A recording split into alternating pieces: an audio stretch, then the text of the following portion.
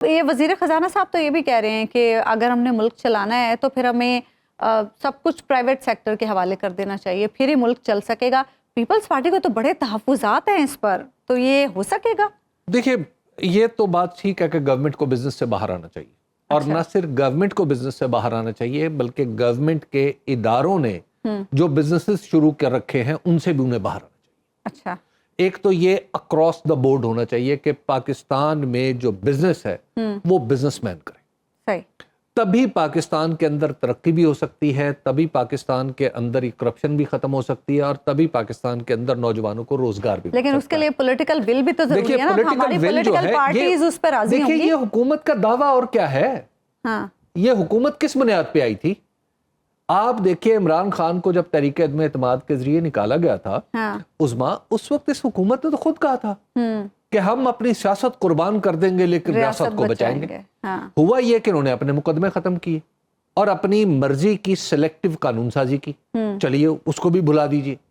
Election آ گیا بھائی، election میں ہم مل جائیں گے، یہ ملک کوئی ایک آدمی نہیں چلا سکتا، ایک جماعت نہیں چلا سکتی. تو بھائی ملک یہ ساری جماعتیں نالائکوں کا کوئی گروہ ہے جو اس طرح چلے گا ملک؟ یہ جو بجٹ ہے، جو کچھ انہوں نے کیا ہے، خود اب دیکھ لیجئے کہ ابھی جو فیصل وارڈا صاحب وہ کیا کہہ رہے ہیں، انہوں نے سینٹ میں کہا ہے، کیا تقریر کرتے ہوئے کہا، انہوں نے کہا کہ ایس آر اوز جاری کیے جا رہے ہیں مخصوص کمپنیوں کو فائدہ پہنچانے کے لیے. یہ کوئی چھوٹی بات ہے؟ اور بجٹ کے اندر جو ٹیکسیشن کی گئی ہے وہ بڑے متعین انداز میں کہہ رہے ہیں کہ کچھ لوگوں کو فائدہ پہنچانے کے لیے.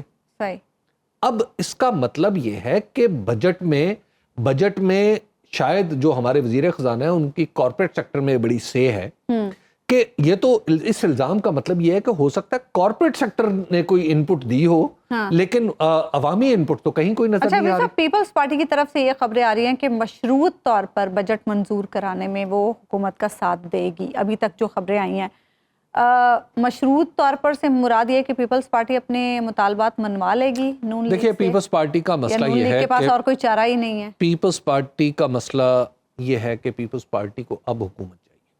اچھا جی، اور اس سے پنجاب میں بھی حکومت چاہیے. حکومت چاہیے یا حکومت میں شمولیت؟ جی حکومت میں شمولیت. جی میرا کہنے کا مطلب یہ ہے. مجھے آپ کی بات سے کچھ اور تاثر جی میں اپنے لفظوں کے انتخاب پہ تھوڑا معذرت چاہتا ہوں.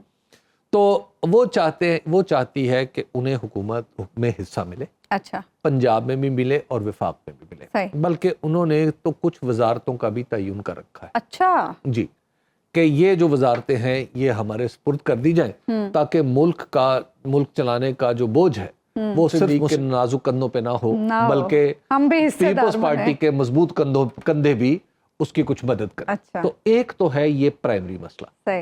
جہاں تک یہ ہے کہ مشروط اجازت دے دیں گے، یہ کر دیں گے، وہ کر دیں گے، دیکھیے اس کا مطلب کیا ہے. پیپلز پارٹی اگر بجٹ میں ساتھ نہیں چلتی مسلم لیگ نون کے تو حکومت گر جائے گی، اور حکومت گرانا اس وقت پیپلز پارٹی کے مفاد میں نہیں.